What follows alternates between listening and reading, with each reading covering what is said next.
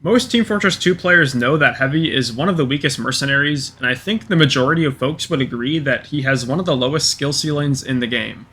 That being said, TF2 is an incredibly well-designed game, and even the most straightforward of the mercs is still very hard to master. Today, I want to talk about one of the most overlooked skills that a Heavy player can have in their arsenal: target priority. Now I know this doesn't sound glamorous, but I promise you I wouldn't be going through the effort of recording this video if I thought it wasn't important. Despite TF2 being only a few months away from turning 18, I have never seen anyone else on YouTube talk about this. This doesn't make a lot of sense to me because of how key this skill is, but I suppose that target priority doesn't matter much when you are constantly getting healed. Anyways, unlike some other classes who have the luxury of running away, Heavy is far more committal because he is so slow. Luckily, your high damage per second potential, as well as large health pool, help balance this weakness, and when you play your cards right, you can delete large groups of players. You want to attempt to isolate favorable 1v1s, which can be achieved with good positioning and properly using corners to limit the number of players who can see you at a time. However, because Heavy is so slow, you will commonly find yourself in situations where there are multiple targets on your screen at once. The order in which you should shoot these targets is extremely important, although it may not be obvious. In fact, when reviewing my own gameplay, I realized that I am often making mistakes that seem obvious to me in hindsight, but I failed to realize in the split second I had to decide. I'll go over these specifics later in the video, but first I have to talk about the basics.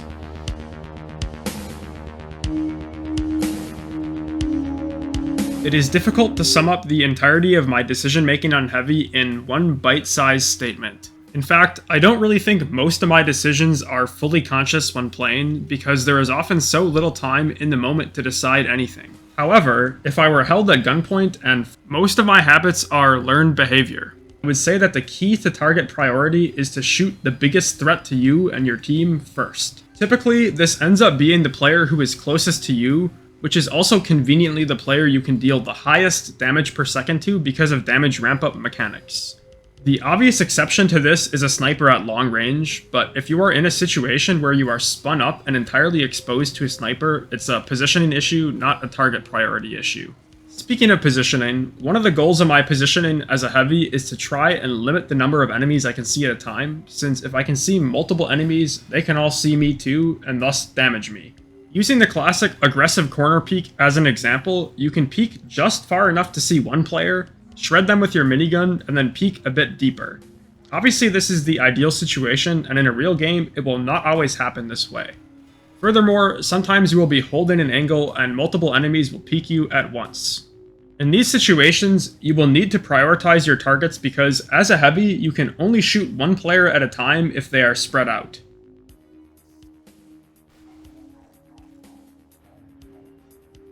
While it is generally true that shooting the player closest to you first is the best choice, there are many exceptions. In fact, this is kind of like the English language where there is a general rule but so many exceptions to a rule that the rule is almost meaningless. Allow me to give a number of examples. Firstly, just because you deal more damage to the player closest to you doesn't mean that you will kill them faster. There might be another target slightly further away that is very low health who you can kill quicker. While this is up to awareness, as well as a bit of luck, there can be a few giveaways, such as a soldier running fast with an escape plan, or somebody running towards a health pack. Another time, it may be better to shoot a more distant threat is if the player closest to you is not aware of your presence, or generally not very threatening. This is because the idea is to kill the opponent who is going to deal the most damage to you during the fight first, so you can live as long as possible. A mid-range Demo Man is going to be able to kill you much faster than a short-range Demo Knight, so if you think you can kill the stock Demo Man before he can get to cover, you should shoot him first. Yet another exception is if there is an immediate threat to an important teammate, such as an enemy soldier bombing your medic, or a spy decloaking on your sniper. While they may not threaten you directly, dealing with them swiftly is ideal in most situations, even if it means you take a bit of extra damage.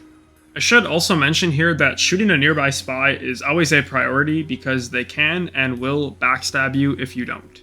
Sometimes there is no visible immediate threat to yourself or your team.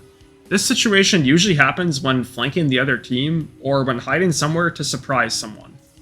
In this case, sticking to the usual of shooting the guy closest to you can be effective, although depending on the map geometry, it might be worth it to go for the trigger discipline to get a more important pick, such as a medic.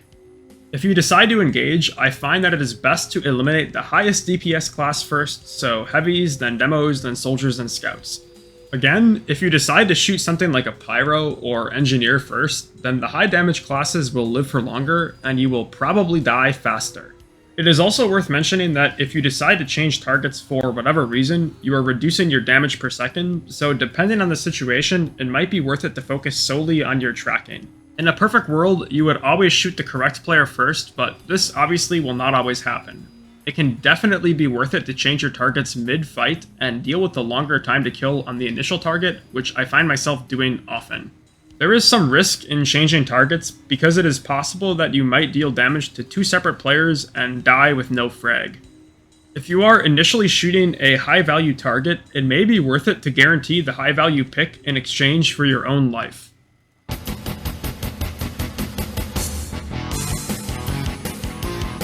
The most obvious trade that is usually worth securing is a medic, although competent demos and snipers can also be good to trade for, especially on offense. In a situation where I have multiple players to shoot at, I might decide to ignore the traditional shoot the biggest threat first and instead go for someone else. Alternatively, if I feel like I'm going to die no matter what, I might choose to focus down the squishiest class first and go from there. For example, if you see a juicy pick who is a bit further away, it might be worth attempting to burst some down before they are able to retreat to cover. I wouldn't recommend doing this unless you are happy trading for that target, although due to Heavy's high health pool, you may end up surviving the engagement despite a greedier target priority. Lastly, there are times when you find yourself so out of position that you are unlikely to get any kills before dying. This might be because you position poorly, or perhaps the other team has an Uber, or like 5 demos, or some other insurmountable force. In this case, while you can try to deal as much damage before dying, it is probably worth attempting to escape with the Fists of Steel if you have them equipped. I know some people like to rock the Gloves of Running Urgently or the Holiday Punch, but don't underestimate just how tanky you can be with the Fists of Steel.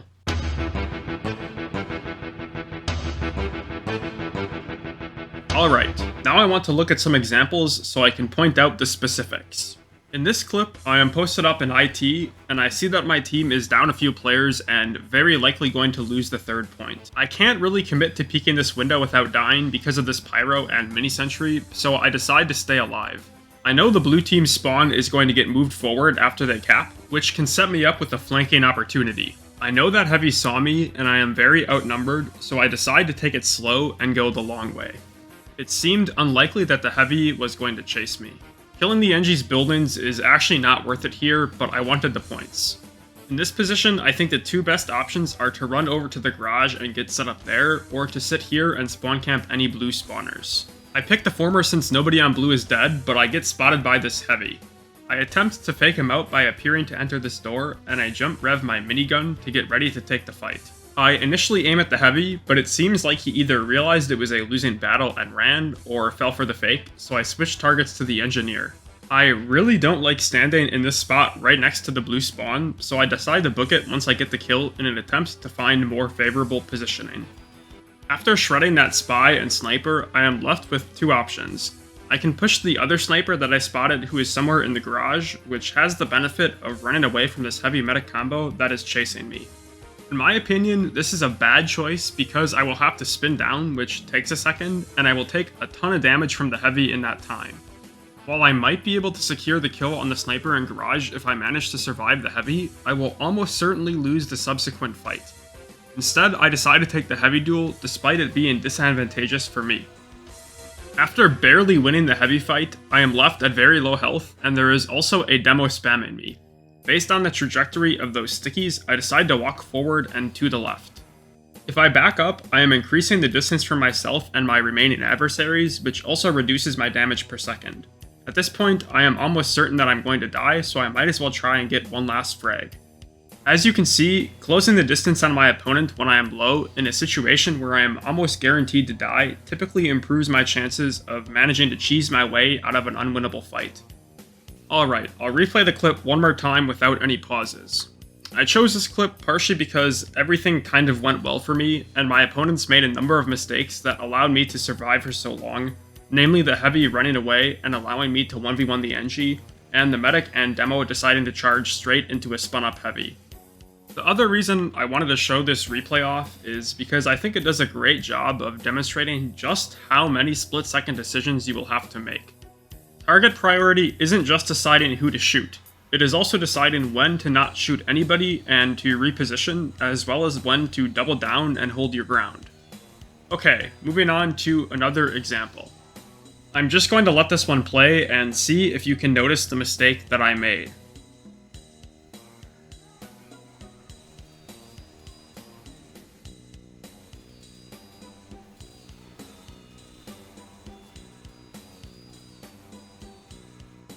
In my opinion, I should have ignored both of the medics and shot the heavy and then the soldier.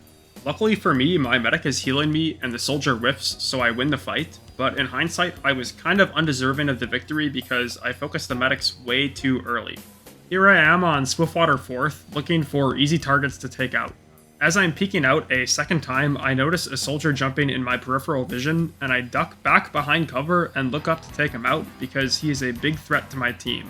After securing a few more kills, I know to look for spy, but apparently I didn't look closely enough. This upward game, I decided to push side tunnel, and I waddle extremely slowly since it's dangerous to charge through this area without being spun up. When I spot the heavy meta combo, I decide to avoid shooting them because it is kind of a bad fight for me to take, and I know I am likely to catch someone else off guard, which is exactly what happens. After that, I decide to fight the heavy since he seems rather unaware, and because I can always run to tunnel.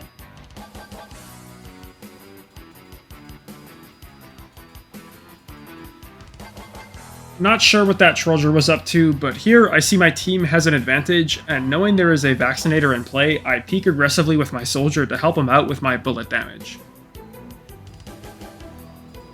I see that sniper and decide to back up, but I remember that there was a sentry and use this hole in the wall to my advantage. Finally, I waddle over to apartments, which is where I would normally peek if it weren't for the vaccinator, but the red demo is ready for me and hits me with some spam, which forces me to back up.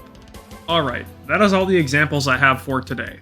Hopefully this type of analysis was useful to you, and as always, let me know in the comments if you have any suggestions or criticism.